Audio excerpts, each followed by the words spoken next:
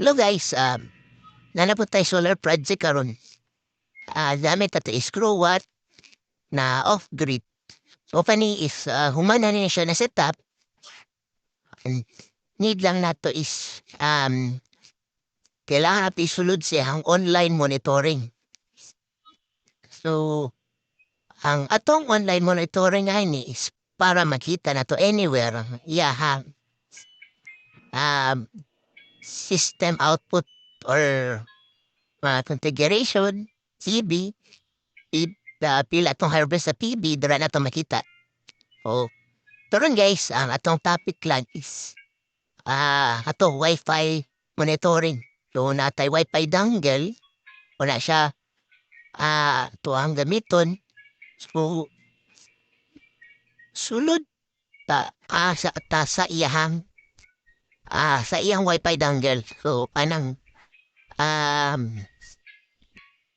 this is doon sa natatira, iyang Wi-Fi dongle, kani makita ninyo na sa iyang Wi-Fi dongle kana na siya color coding.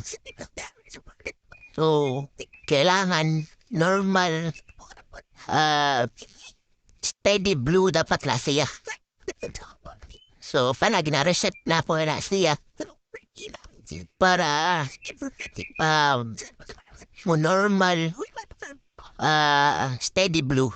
So, kana is open na or napa-activate na ihang dongle. So, para makita na to, na siya Wi-Fi. Kanang JDH. Ang password yan is 1234567 8. So, musulod ta sa Wi-Fi dongle.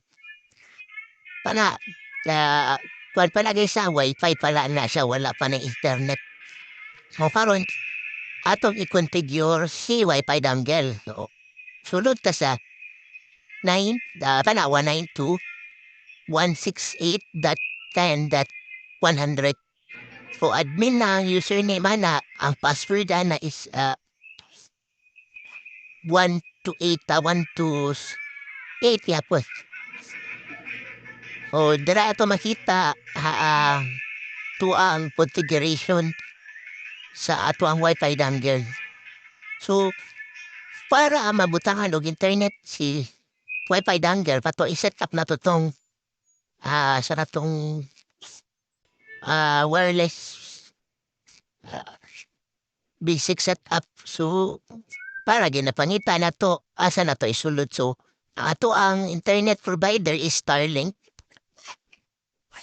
So, ang Starlink nimo, i-enter lang nimo ang password sa Starlink na Wi-Fi. O 123456789 naman ang password sa Starlink na Wi-Fi. O after ato na po sa advance, dapat ay i-set up dara. Kana ang interval timing, importante po na para mapadali ang live tawag ani ganing online na monitoring. So, baga live siya. So, 0.20 lang nato para ang iyang interval time is dali ra. Ugawas din ang ginatao nato kung sa itong information na gusto makita sa ato ni system. So, after ato, kana mo restart na siya. At kailangan na siya guys is naras blinking blue na siya.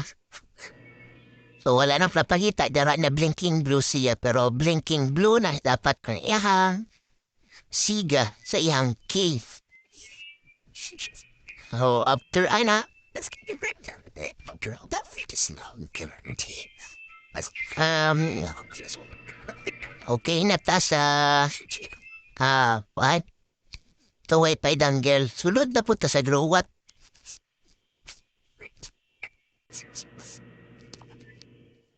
So, dati. Dala sa GrowWatt,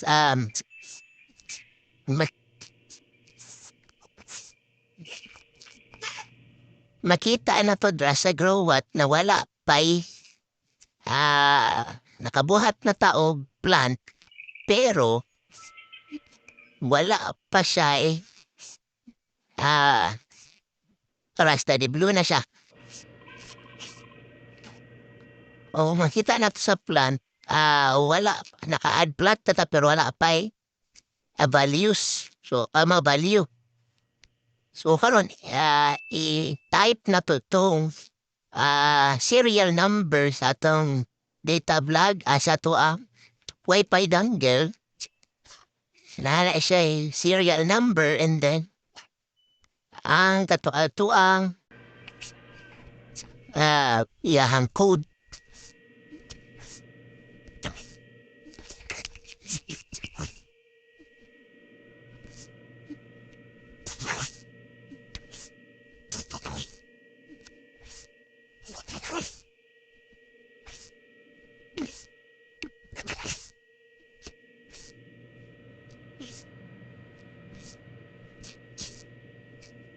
So, after ato, save na to actually. So, success na to siya. Oo, na siya ay value ang ato ang panel o na siya ay online monitoring.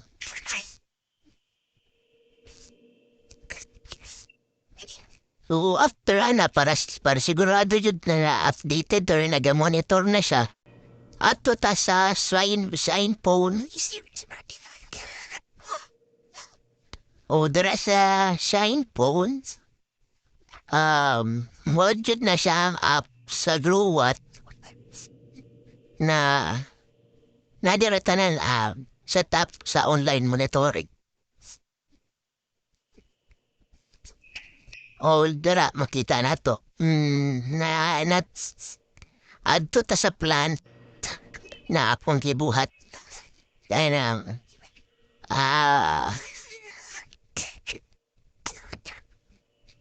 kana na plant.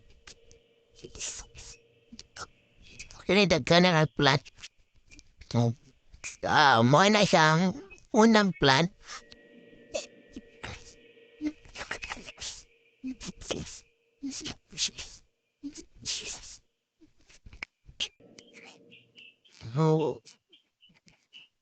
Kana guys, online monitoring na siya.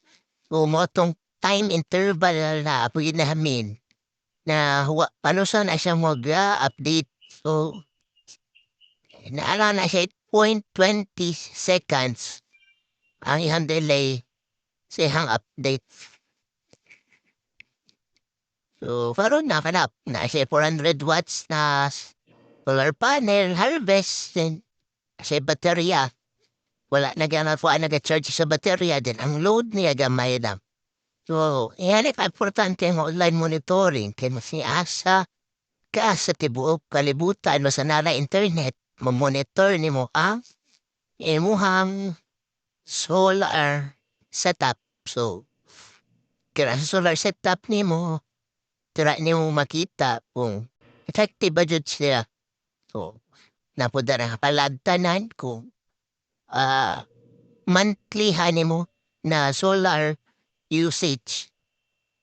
So, gamit ka ini online monitoring,